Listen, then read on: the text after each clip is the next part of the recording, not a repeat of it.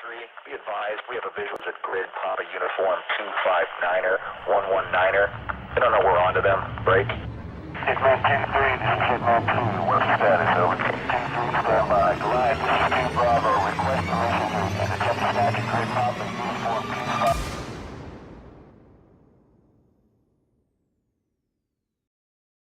25. Hey guys, how'd you like that intro? I had fun making it. I'm James with the Carlisle Light Infantry, and this is the FTX video brief. Thanks for checking it out. The FTX is going to be up near Fort Indiantown Gap outside of Lickdale. There's sections of game lands, some state forest, and some rappelling locations.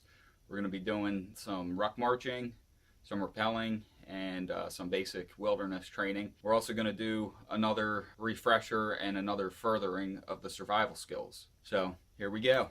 Alright guys, we're going to do a couple updates and some recaps. There's the July drill out there in Gettysburg that sounded like it went really well. Fortunately, I was one of the guys who couldn't make it. Lately, we've had a lot of flooding with the weather. It was about 2 weeks ago now, and things got really bad. We talked about activating and trying to help out. One of the hitches in the step was not having the FEMA certifications there on hand. Please print off spare copies, specifically 100 and 700, and get those to one of the team leaders. We need to have a hard copy of everybody's thing on file, because only those people will be of any use if we get activated. So if you don't have that on file with us, sorry, you're going to have to stay home for a deployment. The polos are ready. They're in stock. August had them all made up. They're ready to go. I think it's maybe $23 or $24, something like that. And the money you pay for the shirts goes back into the group funds, because we pulled from the group funds to get the shirts done. They're nice shirts. This isn't one of them.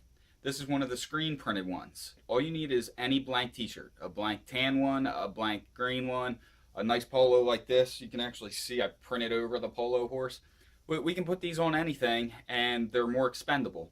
So if you already have a t-shirt, well, I already have the ink and the screen made up. It's free. There's no cost at all to give me your t-shirt, and I'll print it on there. Nothing. This FTX, the uniform standard is something professional casual. We're not going to be out there in camouflage. We're going to be in the public. We're also dealing with the press. If all you have is one of the nice polos from August, bring a spare undershirt, just a plain tan t-shirt like you'd normally wear, something to get dirty in if you really want to. If you can mail them to me, I'll gladly accept the packages, have them all printed up and ready to hand back to you the morning of the FTX. That's always an option. We're talking about August 25th and 26th. Right now, we're starting on the 26th at 0800. That's when you have to be in the parking lot. So if you need to get up at 0600 or 0500, whatever it is, to get your butt all ready and out there, that's what it's got to be. If you miss the boat, you miss the boat, guys. We got to step it up. Know what I'm saying? It's going to be north of Lickdale. It's actually on Gold Mine Road. It's specifically the rappelling location is where we're first going to go Saturday morning. It's called Boxcar Rocks, and also known as the Chinese Wall. There's two separate locations right near each other. If you look at the map, you'll see both of those locations on there. It's where we're going to meet up with Chris Latans, and he's going to get us all set up to do rappelling. He's available. We tentatively set up everything, anticipating Pulse Steeple. It's not Pulse Steeple any longer, so fortunately for us, Chris can give us the whole day. We just need to give him a heads up. Right now we're talking about 8 till about 12. There's Boxcar Rocks that sounds like it's really good, and it's going to be nice for the guys who've already went to do something new. And there's also the Chinese Wall, both of which he said would be good for our group and highly recommended them. So starting off with the rappelling, the guys who've gone before, we want to see you go through a test before anything. Just completely off the top of your head, pop quiz style, and Chris is going to help me come up with this really short pop quiz. We're not going to know what it is. I'm not going to know what it is. That's the point of the training, for none of us to know and to take this test. Do you remember how to make the Swiss seat? Because you're going to have to make that for yourself, and you're going to have to make it in anticipation of actually descending with it. So it's not just, oh, I made it, and is that good enough? No, you're going to make it and go over the cliff. So it needs to be good. Chris is just going to stop you if you get it wrong. The resources that are out there, go look on YouTube, find the Ranger Handbook. It's specifically in there, the exact method he showed us. Remember how we held our hands? All that stuff? That's part of the quiz. You need to demonstrate in a dry run how you're going to hold stuff, where your hands are going to be.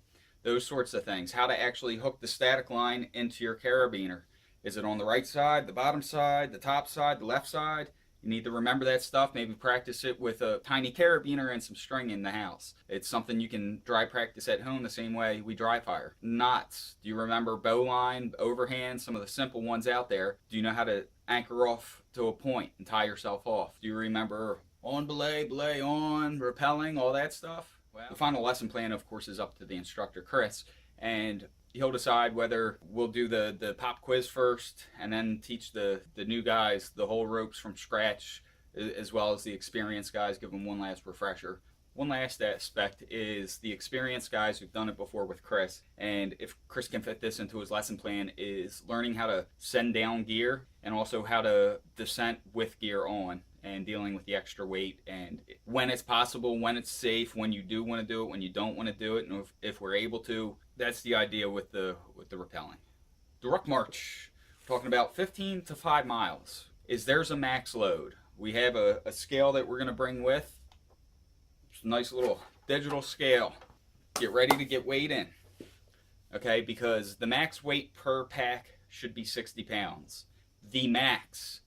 Ideally, you want to have less than that and still have all the necessary gear.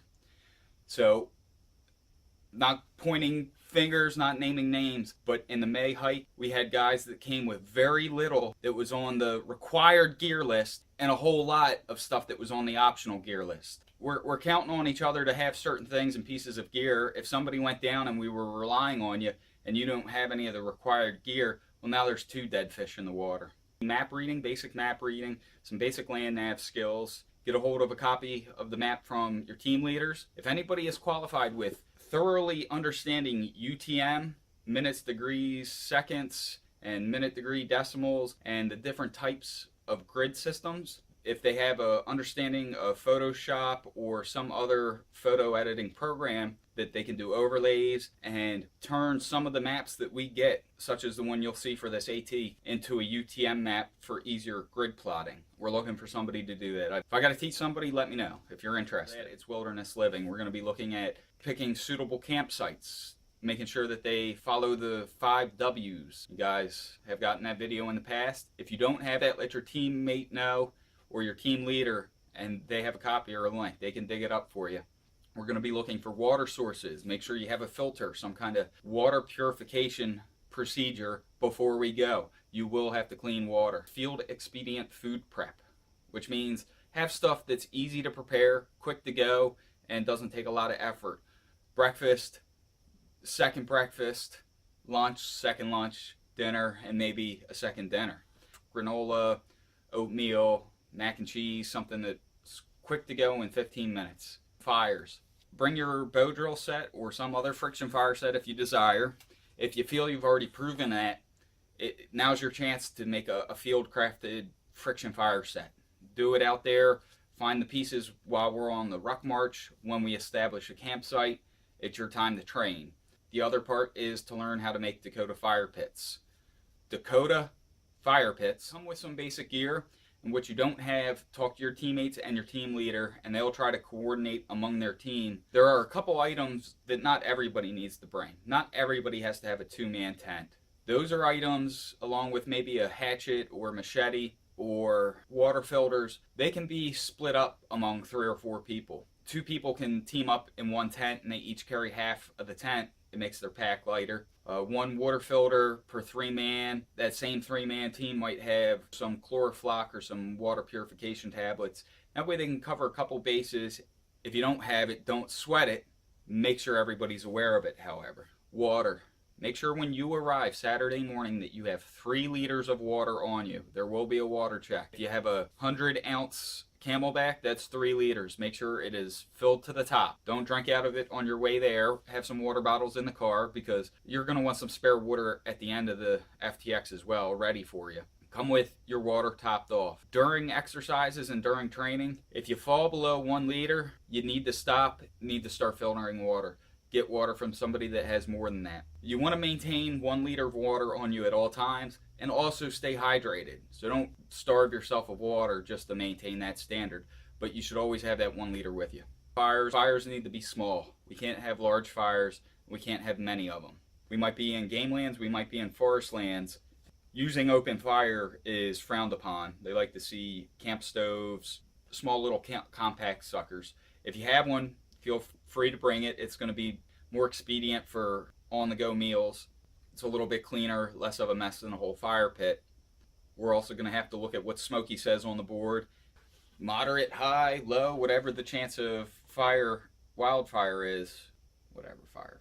So food, make sure you have 3,500 calories. That's about the bare minimum you'll need from about mid-morning Saturday till mid-morning Sunday. For the amount of hiking we're doing, you can't get by with skipping lunch, guys. You need to have the calories. Save your wrappers. If you're taking something out of a wrapper at home, packing it on the pack, write how many calories are on that bag per servings in your bag, the total amount of calories in it. There might be a calorie check to make sure that you're replenishing yourself. The maze hike, I personally burned somewhere over 5,000 calories. You can talk to Josh Logan, he burned a high number as well. You'd be surprised how many calories we burned between 5 to 15 miles in a nice sized pack on our back. Last part of wilderness living is personal gear. Make sure you have your knife, your cordage, your canteens, your radio, spare batteries, a light. Helmet's going to be a good one for this trip. If we bring our own, it saves Chris from lending it out. Leather gloves. Those who have been there last time, you know the type of leather gloves we need. Heavy duty work leather gloves. No thin panic gloves, no neoprene gloves. They're going to get rejected and you're going to be putting on a pair of Chris's gloves anyway, so make sure you bring the heavy duty leather ones. Possible range training exercise. You should have your stuff ready to go. Cleaning kits, rounds, magazines. You might not need to bring it. We're still finalizing the details. Stand by on that. Be prepared. It's a possibility. Logistics. We have a few guys that aren't physically fit to do the entire ruck march. The ruck march, unfortunately, is going to be in or out. You can either make up to 15 miles with weight on your back, do the tasks we have to do,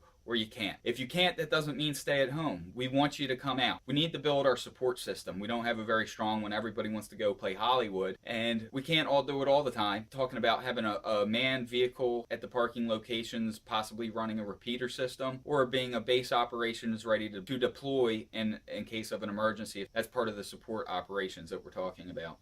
Logistically, we're still talking with Chris L about the specific parking locations and how many cars we can park at each one as we do our hike to Roush Gap Shelter or possibly Weiser State Forest. The maps are going to get disseminated. Paperwork. We already talked about the FEMA certs. Make sure you have them. If you don't have them, work on getting them. Aside from those, you're going to get release forms. That's the other paperwork we need to get covered. That's going to be Chris Latanz's release form. You need to make sure you have that signed and filled out. That's part of the deal. Some other paperwork. The guys who were asking about having release forms and different contract forms written up for the press lady who's going to come join us. If you guys are ready to step up to the bat, please help us. I haven't seen anything yet. We should have something. Somebody's able to do it. Please step up. If you're one of those ideas, man, get tick-tacking away. Write something up for us. We need something legit. All right, and this is the call to action. If you have anything to add, anything to change, it needs to happen within the next couple days, like the next 48 hours. I spend a little bit of time putting this together, and then last minute we get somebody that wants to change it up, and it makes me feel like all the stuff I did was worthless. So please, if you have something to add, it gets incorporated if it's good, and help us out by getting it ahead of time. All right, so that's the quick rundown. Quick, yeah. Let's have a peek at the map.